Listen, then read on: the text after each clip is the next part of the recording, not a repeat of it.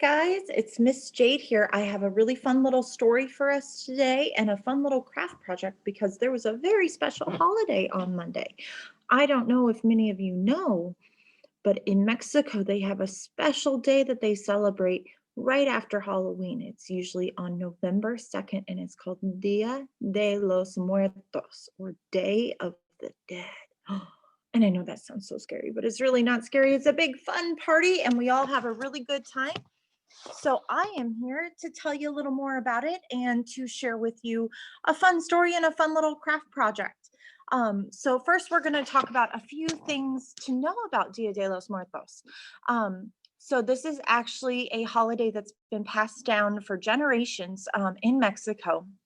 And what it is to actually celebrate the lives of those who came before us. So you'll see a lot of kind of spooky looking things that a lot of us would associate with Halloween, like skeletons and scary stuff. But it's really not scary at all. It's a big party. They call it a fiesta. So I'm going to tell you a little bit about what they do, and then we'll have a little story and we'll have a little craft. Okay, so first I'm going to show you some fun pictures and explain to you what they are and what they're about. First, we're going to show you Dia de los Muertos, and that is Spanish for Day of the Dead. So here's our next one. So this is commonly what a lot of people dress up in.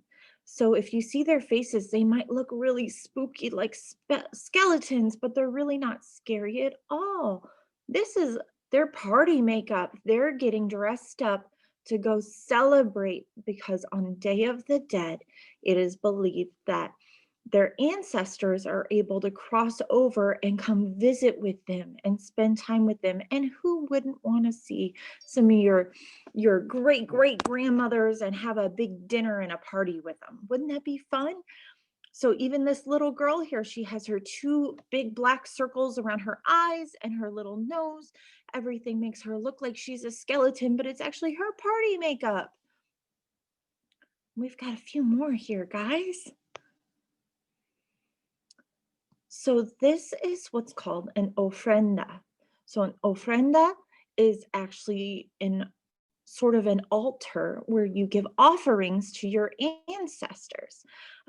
So on this ofrenda, you can see that there's flowers all over, and those flowers are a special kind of flower called marigolds. And we're going to talk a little bit more about them in a minute. But if you can see all these pictures of all their loved ones, and then sometimes there's some food and some drinks, and then they have flowers all over the place, and they'll have their religious candles and everything like that. And then of course they have their little skulls painted in all kinds of fun bright colors all over the place. And if you look up here, there's even more. So they put up the pictures of their ancestors. So maybe you have a great grandmother that maybe you never got to meet.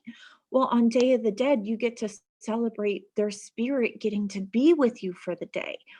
And then there's all kinds of fun stuff. And look down here, they have all kinds of yummy foods to eat because they believe that their ancestors can come and eat with them, and they eat the spirit of the food, and then the people who are living get to eat the food afterwards. So let's see, I have another ofrenda to share with you.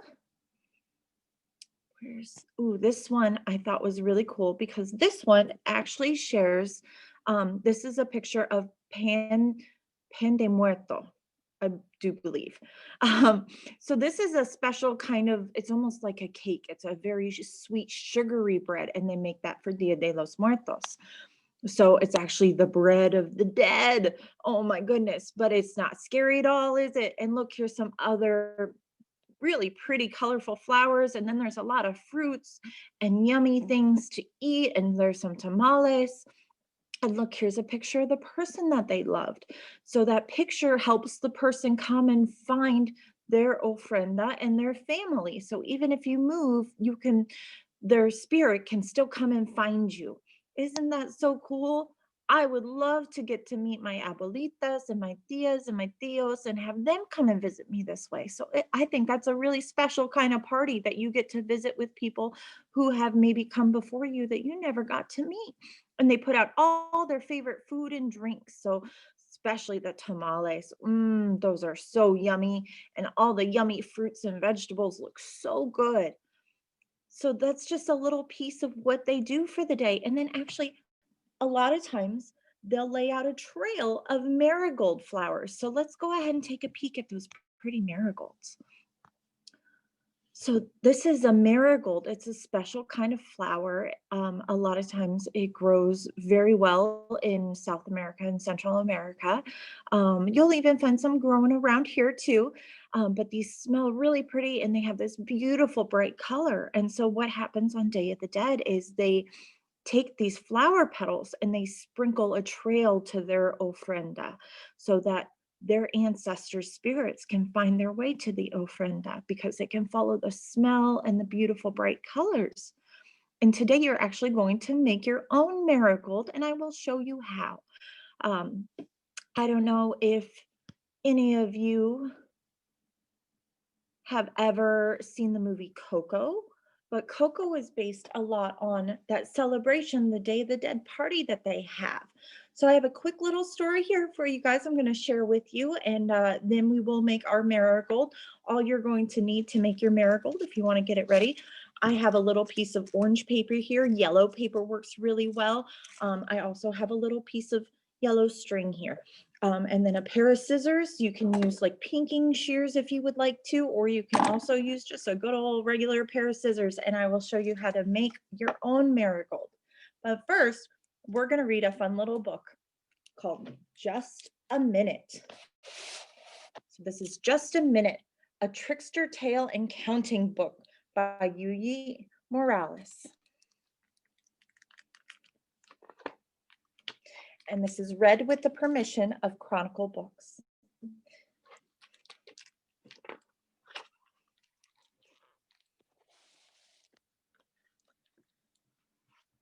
When Grandma Beetle woke at dawn, she heard a knock at the door. And, oh my, waiting outside, she found Senor Calavera. Senor Calavera tipped his hat. What a skinny gentleman! With a pass of his hand, he signaled to Grandma Beetle. It was time for her to come along with him. Look, that's Senor Calavera. Look, is he a man or is he a... Oh, he's a skeleton, isn't he? Oh my goodness. And he's come to take Grandma Beetle to the land of the dead, isn't he? Well, let's see what happens. Just a minute, Senor Calavera, Grandma Beetle said. I will go with you right away. I have just one house to sweep. Senor Calavera remembered he had extra time today, so he decided to wait.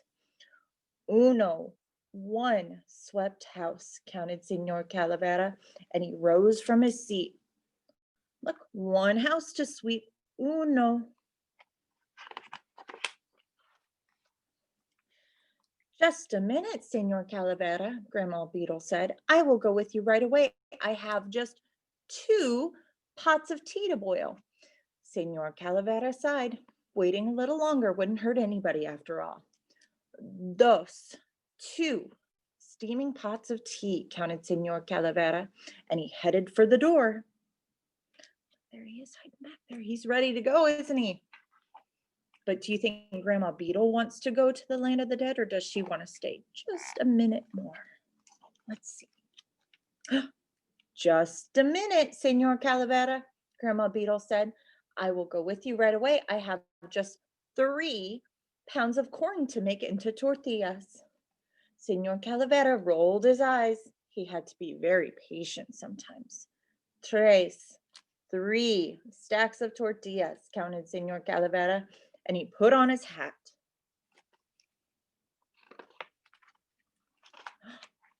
Just a minute, Senor Calavera, Grandma Beetle said. I will go with you right away. I have just 4 fruits to slice.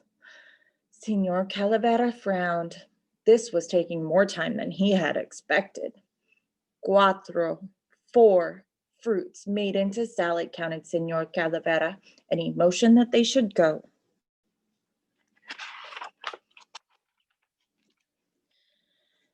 Just a minute, Senor Calavera, Grandma Beetle said. I will go with you right away. I have just 5 cheeses to melt. Senor Calavera tapped his fingers. This was getting out of hand.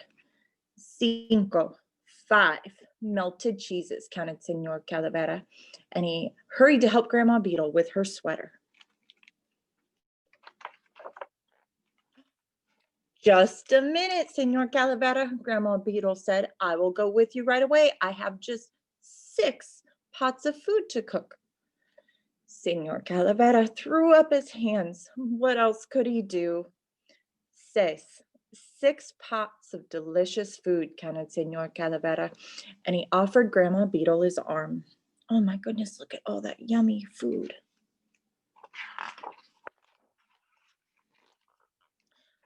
Just a minute, Senor Calavera, Grandma Beetle said. I will go with you right away. I have just 7 piñatas to fill with candy.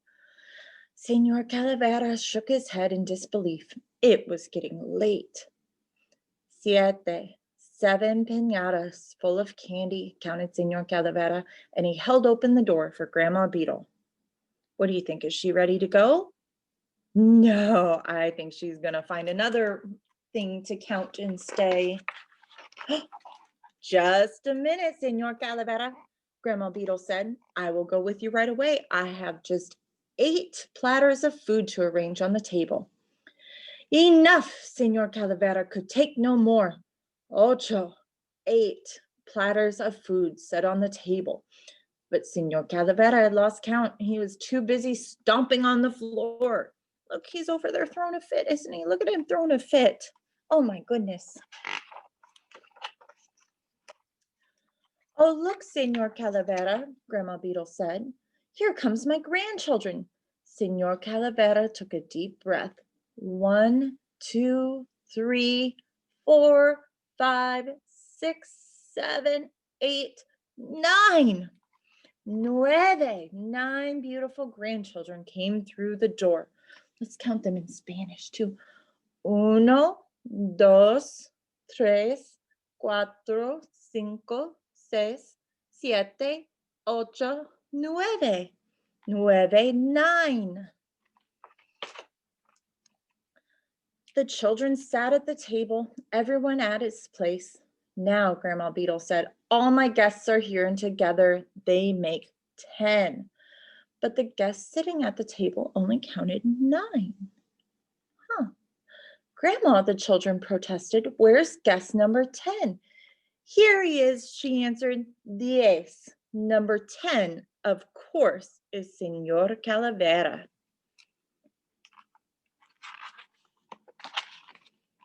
It was time to celebrate Grandma Beetle's birthday. When the birthday cake was all aflame, Grandma Beetle blew out the candles with a gust like a hurricane. Oh my goodness.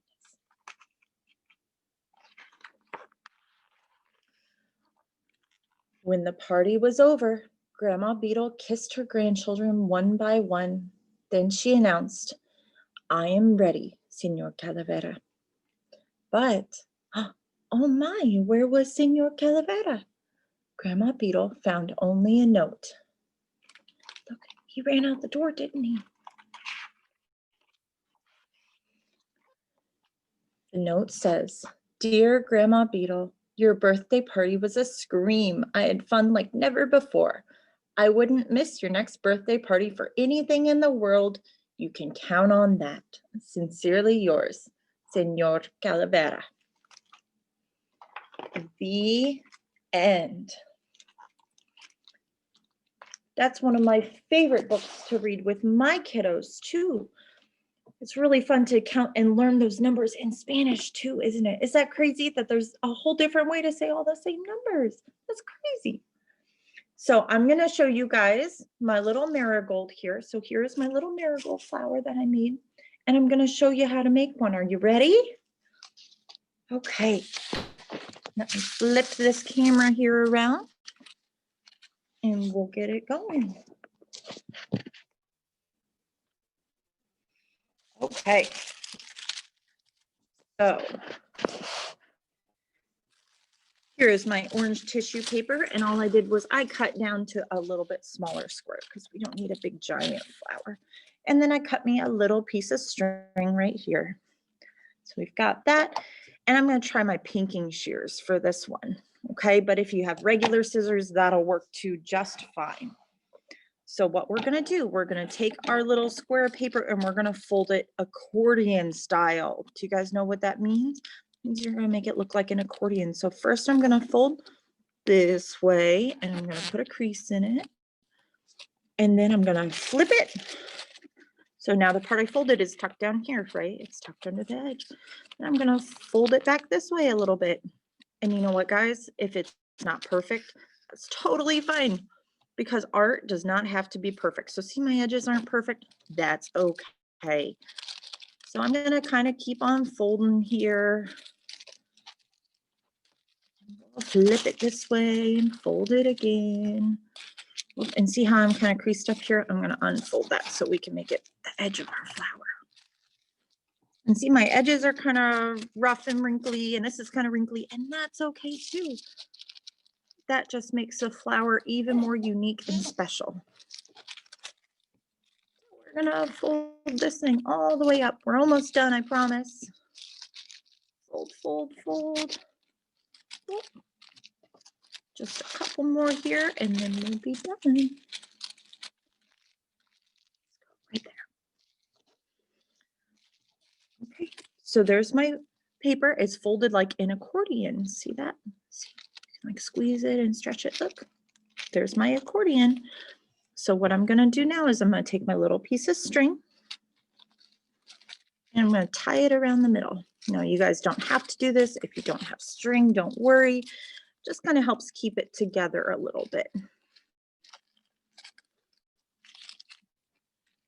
Tie this around a couple times here, knot it off. Maybe. There we go.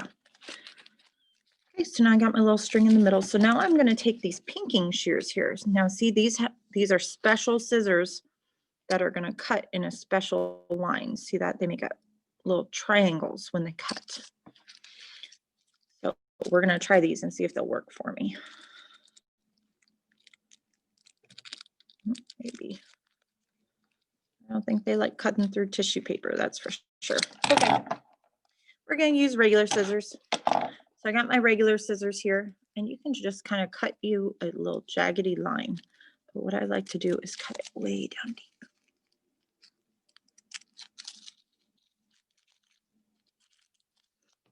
Again, doesn't have to be perfect, you guys.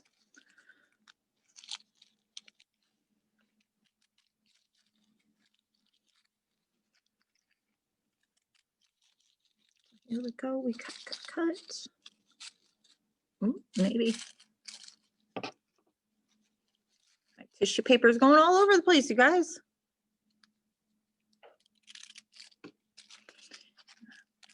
Nice and long too. Okay, so I've got that end cut. Now we're going to do the same on this end. And you know what? If you want to make it like rounded too, you can totally make it rounded. You can do whatever you want with these. Do this way though.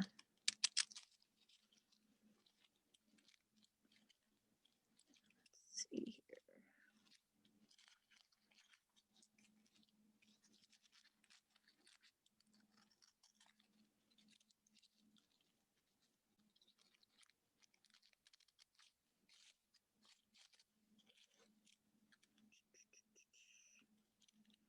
Almost there. Trim down that side there. Okay, so now I have my two ends here. Let's get all these scraps out of the way. So now I have my two ends and they're nice and spiky and pointed, aren't they? So now all I'm going to do, I'm going to start pulling it all apart and fanning it all out. See that? I'm going to spread all the pieces I have and spread them all apart. And if you tear them a little, if you're using tissue paper like I am, that's okay. And then all we're going to do is kind of I'm going to take one side and tuck it up into the other, and then I'm going to kind of put a little twist on it. And there we go. I have a marigold. So if you guys don't have tissue paper, crepe paper works just fine, or even regular paper works just fine. And then you can have your own little marigold. And if you want to make an ofrenda for somebody that you love, then you are more than welcome to. And I would love to see some pictures of them when you're done. So, and you know what? These marigolds look better the more you mess with them and crinkle them up. So feel free. Well, that's it for me, you guys. Thank you so much for joining me here, and I hope you enjoy it. Bye, guys. I'll see you soon.